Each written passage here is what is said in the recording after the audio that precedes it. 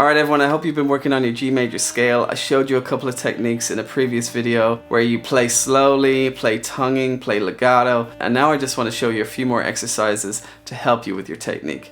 The technique I'm going to show you is called playing in thirds. So I'm going to take you through how to play it right now. So playing in thirds involves skipping one note each time. So when you start on G, you skip A and you move to B. So you go.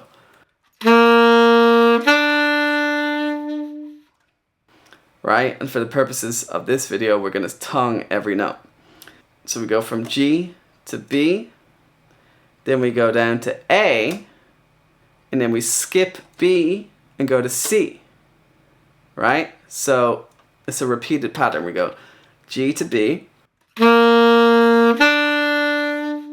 then down to A,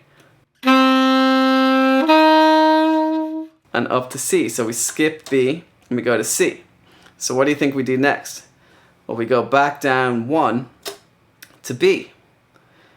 And after B, we skip C and go up to D with the octave key, like this.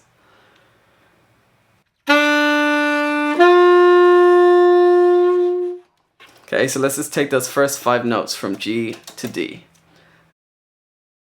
It sounds like this.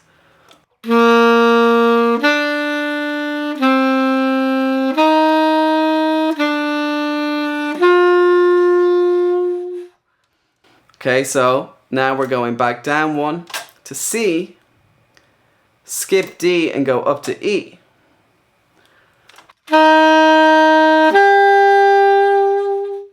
And we continue, go down 1 to D, then up to F sharp, we skip E. And then finally we go down 1 to E, and then up to G.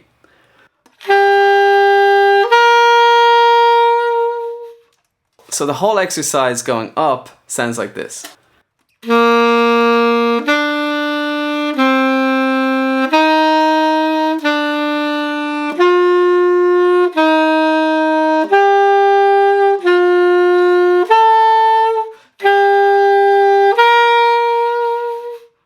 So that's how you play in thirds on the G major scale while tonguing every note. So now we're going to go down the scale, and it's basically the opposite of what we just did. So we start on G, then we skip F sharp and go down to E, then we go up 1 to F sharp, so like this.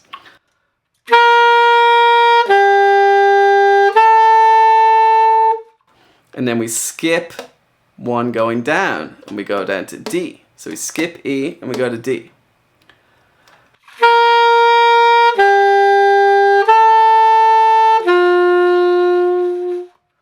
And so on and so forth. We go up 1 to E, then skip again, D down to C.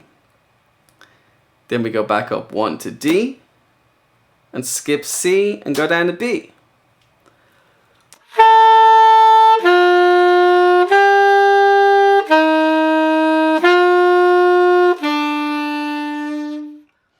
And we continue, we go up 1 to C, skip B again down to A, up 1 to B, and then finally skip 1 to G. So you skip A and go to G.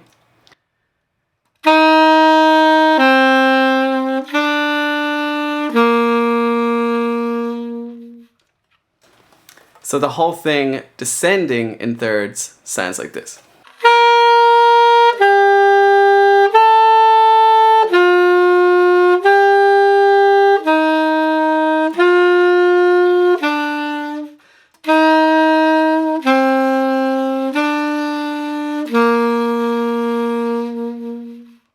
Okay, so remember, practice this while tonguing every single note, but also practice it in a legato style where you're not tonguing any of the notes. If you can master this exercise, it'll really improve your playing and it will help you with playing new songs that are in a similar key. Now, if you really want to master this exercise, you should really get a metronome and try to play to that metronome.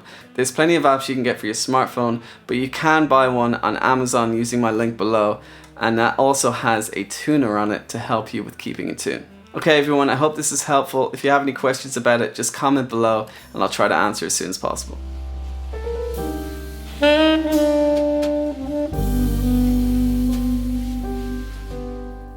Hey everyone, Alexander Mathias here from saxophonemasterclass.com.